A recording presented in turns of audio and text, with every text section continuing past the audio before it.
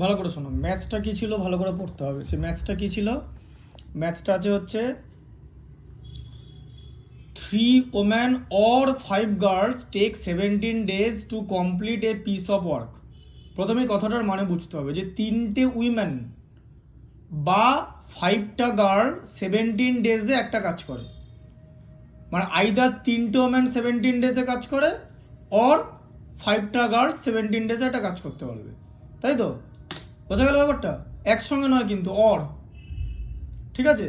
মানে 3টে উইম্যানের পাওয়ার আর 5টা গার্লের পাওয়ার একই, কারণ ওরা 17 ডেজে একটা কাজ করতে পারে, ঠিক আছে? তারপর টোটাল ওয়ার্ককে তোমাকে 1 পার্ট করে নিতে হবে।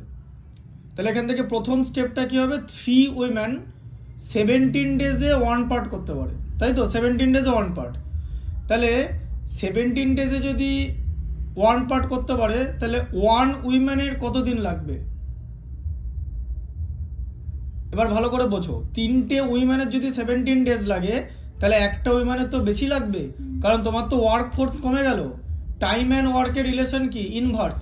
টাইম কমে গেলে ওয়ার্ক ফোর্স বাড়াতে হবে। তাহলে আবার ওয়ার্ক ফোর্স কমে গেলে টাইম বেড়ে যাবে। এবার 3টে উইম্যান থেকে একটা উইম্যান হয়ে গেল, তাহলে এখন টাইম বেশি লাগবে তো। তাহলে ইউনিটারি মেথডে টাইম বেশি লাগলে আমরা কি করি? মাল্টিপ্লাই করে দিই। তাহলে এখানে 17কে 3 দিয়ে মাল্টিপ্লাই হবে 51 ডেজ। আচ্ছা, তাহলে 1 ওম্যান 51 ডেজে একটা কাজ করতে পারে। 1 ওম্যান মানে একটা মহিলা যদি কাজ করে সারাদিন, তাহলে ওর 51টা ডেজ লাগবে। এবার এখানে তোমার কনসেপ্ট কি আছে? 7 ওম্যান দেওয়া আছে পরের স্টেপে। তাহলে 7 ওম্যান তাহলে একটা কাজ করতে কতদিন লাগাবে? তাহলে 1 ওম্যানের যদি 51 ডেজ লাগে, 7 ওম্যান তো কম টাইম লাগাবে, কারণ তোমার আবার ওয়ার্ক পাওয়ার বেড়ে গেল তো। তাহলে ওয়ার্ক পাওয়ার বেড়ে যাওয়া মানে টাইম কম লাগবে। আর কম লাগা মানে কি? আমরা কি করি? ইউনিটারি মেথডে ডিভাইড করে দিই। তাহলে এখানে কি করব? 51কে 7 দিয়ে ডিভাইড করব। তাহলে 51/7 ডেজ লাগবে। তাহলে একটা কাজ কমপ্লিট করতে 7টা উইমেনের 51/7 লাগবে, 51/7 ডেজ লাগবে, তাই তো? আবার এখানে দেখো 5 গার্ল টেক 17 ডেজ, ঠিক আছে? তাহলে 1 গার্লের তো বেশি দিন লাগবে, কারণ গার্ল নাম্বার তো কমে গেল, টাইম বেশি লাগবে তো।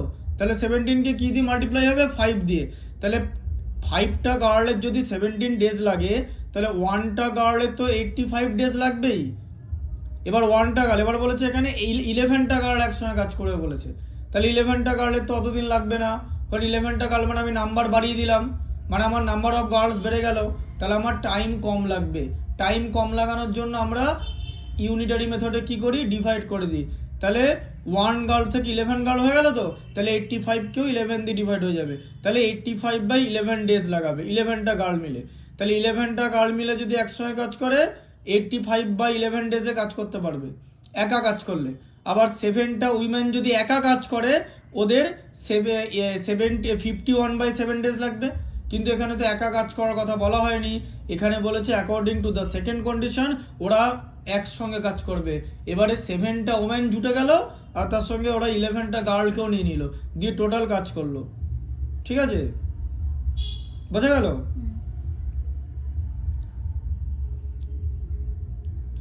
হয়ে গেল তো? এবার একসঙ্গে কাজ করবে তো। আচ্ছা, তাহলে তোমাকে বার করতে হবে, এবার আলাদা আলাদা কাজ করে তো ওরা, তাহলে একদিনে ওরা কত করে কাজ করবে বার করতে হবে তো, আলাদা আলাদা করে, তবে তুমি ওটা করতে পারবে যেরকম আগের মেথডগুলো করতে। তাহলে একদিন এটা বার করো না।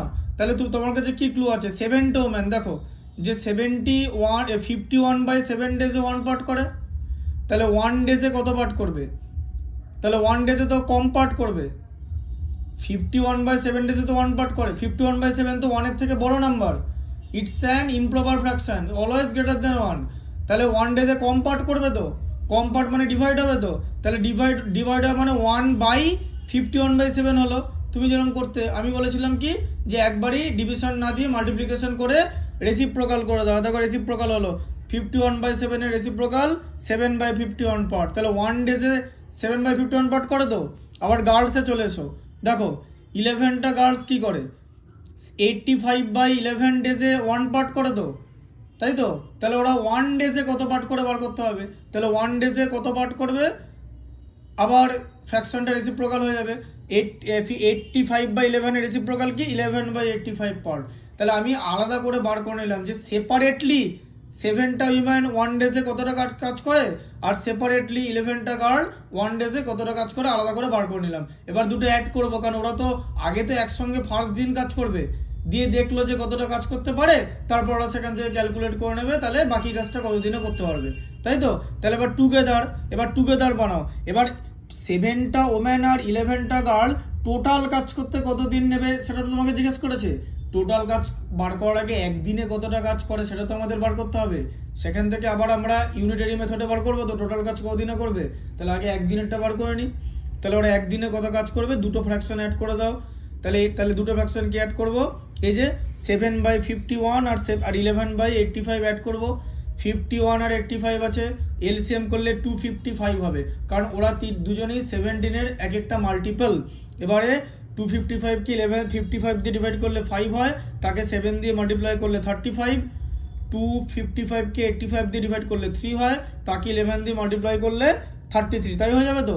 অ্যাড করলে 68, নিচে থাকবে 255, দুটোই 17-এর মাল্টিপল। 17 দিয়ে ডিভাইড করলে 4, 17 দিয়ে ডিভাইড করলে 15। তাহলে ওরা দেখলো যে ওরা যদি একসঙ্গে একদিন কাজ করে তাহলে 4/15 পার্ট কাজ করবে, তাই তো? তার মানে 4/15 পার্ট কাজ করবে 1 ডেতে।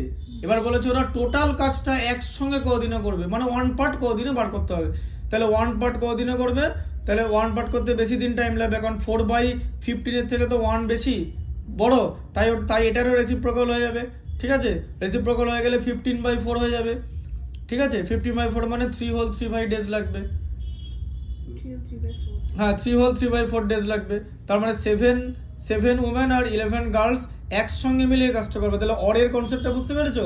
অরের কনসেপ্টটা প্রথমে আলাদা করে বার করতে হবে, তারপর এন্ডের কনসেপ্টে যাওয়ার আগে এন্ডের মধ্যে কতজন উইমেন আছে সেটা বার করতে হবে। ঠিক আছে, কতজন গার্লস আছে সেটা বার করতে হবে, দিয়ে ওরা এক একজন সেপারেটলি কত করে কাজ করে বার করতে হবে, তারপর ওরা একদিনে কত করে কাজ করবে সেটা বার করতে হবে। দুটাকে ঘুরিয়ে লিখতে হবে, অত পার্ট করে একদিনে, তাহলে 1 পার্ট করবে কত দিনে। বোঝা গেল? This is the methodology of that particular mathematics.